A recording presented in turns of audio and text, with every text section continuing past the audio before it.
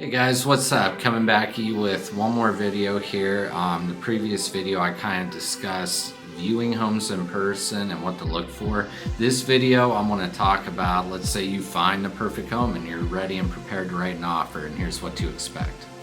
Alright, when it's time to finally write the offer and submit to the listing agent, that's not the only document that's going to need signed and submitted. At least where I'm at, you're going to need to sign a residential property disclosure, a lead-based paint disclosure, an agency disclosure, and there may be some other documents as well. The first video I made, I talked about the importance of having a pre-approval letter ready to go. You're going to need to send this to the listing agent as well, or at least your buyer's agent is going to need to send it to the listing agent. This is going to give them a little peace of mind that they have, a good buyer wanting to write an offer on this particular home.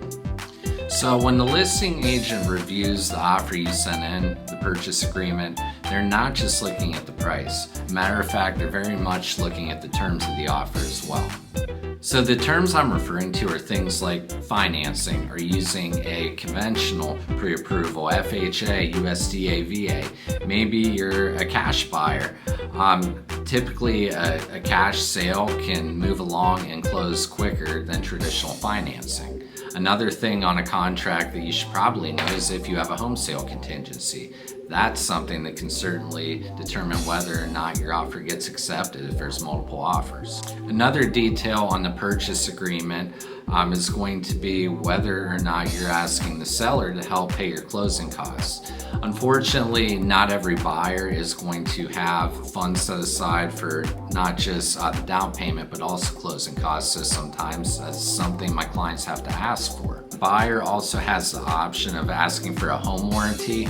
This is something you could ask the seller to pay for, or it's something the buyer could pay for themselves.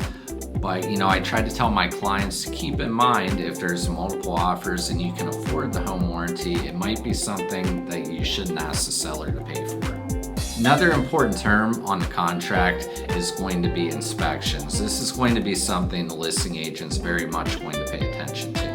So whether or not the buyer's doing inspections, if they are, what inspections are they doing? A general home, radon, septic, well, etc. It just depends. So if the buyer is choosing to do the inspections, are they going to ask the seller to fix things? That's usually normal. In the past, I've had clients that do inspections for informational reasons only. And in the last couple years, very much so in real estate, we've seen buyers forego the whole inspection process. They do this so, it gives them a better shot in a multiple offer situation. We have a spot for earnest money, and what that is, it's a good faith deposit the buyer would pay upfront. The seller's not going to hold it. Generally, it's the title company that's going to hold on to it. That money is going to end up going toward the buyer's cash to close. The down payment amount is something else that we generally put on our purchase agreement. So it's good to know ahead of time, how much you plan to put down. If a listing agent sees a few offers, and one's offering a minimum down payment while the other one is going to put down 20%, well, they might tend to favor that buyer that's putting down 20% and look at them like a more secure buyer. Alright guys, that's all I got today. I'll probably do another video soon in the near future, kind of talking about the underwriting process and what to expect as you approach that closing day. Okay, thanks for watching.